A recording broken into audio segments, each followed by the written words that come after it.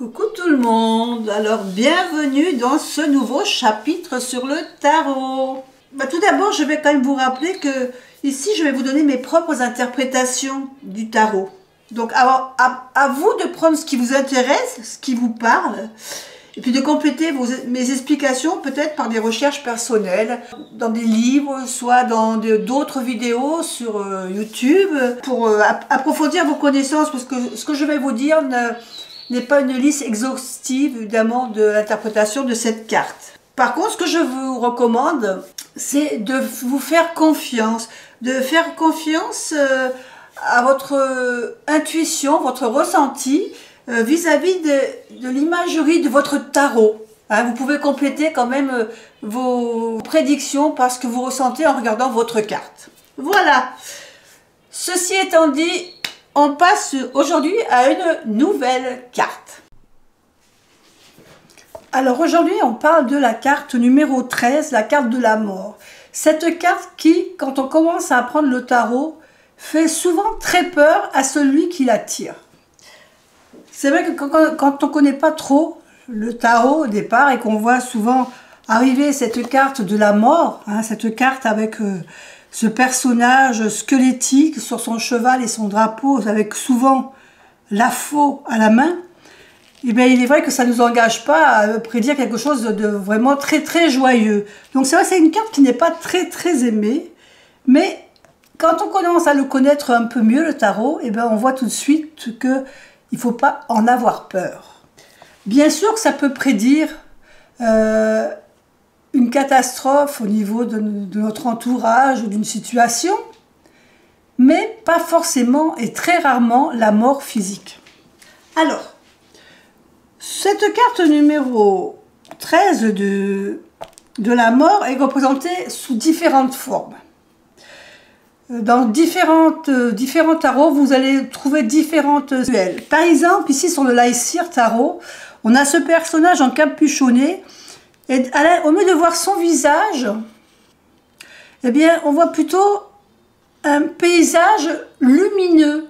Quelque chose qui nous amène vers quelque chose de lumineux, vers quelque chose de plus beau. Donc, qui est plus engageant.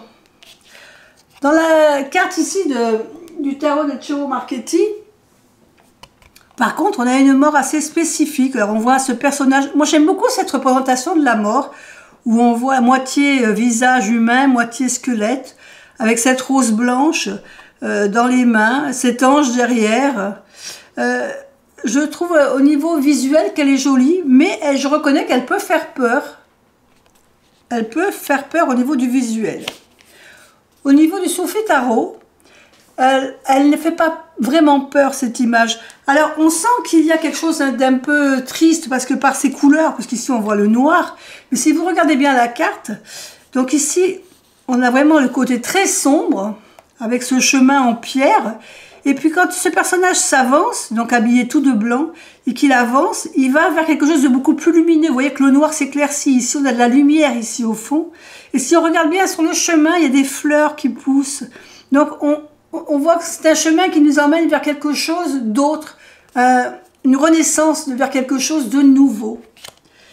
Et puis dans le tarot gaïen, alors c'est une autre représentation. Par contre ici on voit, donc le tarot gaïen est très basé sur la nature, comme je vous l'ai déjà dit. Et ici on voit donc une barque un peu fatiguée, qui a du vécu. Et puis on voit sur cette carte un oiseau qui est mort, il ne reste plus que sa carcasse, disons. Donc c'est une autre interprétation de la mort. Et vous pourrez encore en trouver d'autres sortes dans vos tarots, avec différentes représentations, bien sûr, parce que c'est une carte qui est souvent très représentée différemment. Alors, au niveau de la description de cette carte numéro 13 de la mort, cette carte qui nous annonce souvent du renouveau, c'est la fin de quelque chose pour aller vers quelque chose de nouveau. Ou carrément quelque chose qui renaît différemment. Souvent, dans certaines cartes, on a le drapeau ici, comme vous avez ici sur le Rider-Waite. Mais souvent aussi dans certaines cartes, on a le soleil qui se lève à l'arrière-plan. Comme ici, vous voyez, ici on a le soleil qui se lève. Donc c'est pour nous dire qu'on vit un moment sombre, mais voilà, ça va s'arranger, ça va évoluer et on va vers de la lumière. C'est pour ça qu'ici dans le Laïcir, cette représentation est intéressante dans le sens où le visage est remplacé par un paysage où on voit le soleil, la lumière.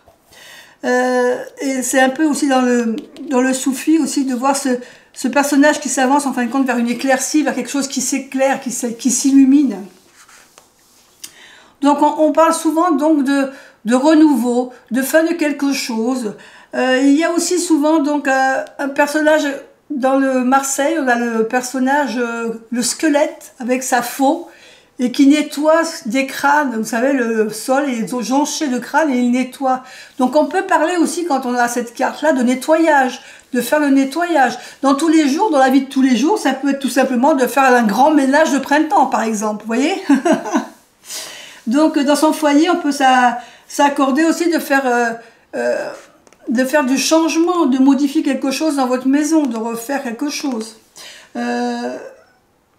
En relationnel, c'est plus délicat parce qu'on parle souvent, évidemment, de relationnel, de séparation qui est souvent nécessaire, ou de quelque chose qui se termine, ou simplement une séparation ou du renouveau. C'est-à-dire qu'on se sépare un temps, et puis après, dans quelques temps, on aura peut-être fait le point, on va peut-être se remettre ensemble, voilà. Mais il faut toujours voir dans les tirages, suivant votre question. Au niveau de carrière, c'est souvent qu'on parle souvent de changement.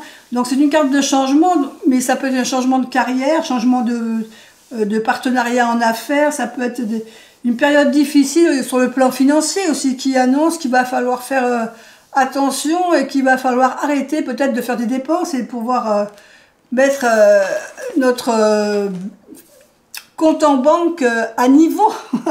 Donc vous voyez, suivant votre question, cette carte de la mort, elle peut dire beaucoup de choses, comme beaucoup de cartes d'ailleurs, mais ça va être votre question, d'où l'intérêt, quand on fait un tirage, de poser vraiment la question qui nous intéresse. Les tirages généraux sont intéressants si on fait la roue pour avoir une direction dans différents domaines, mais si on fait un tirage parce qu'on veut faire un tirage pour une question, il faut être précis, parce que à ce moment-là, les cartes vont répondre précisément.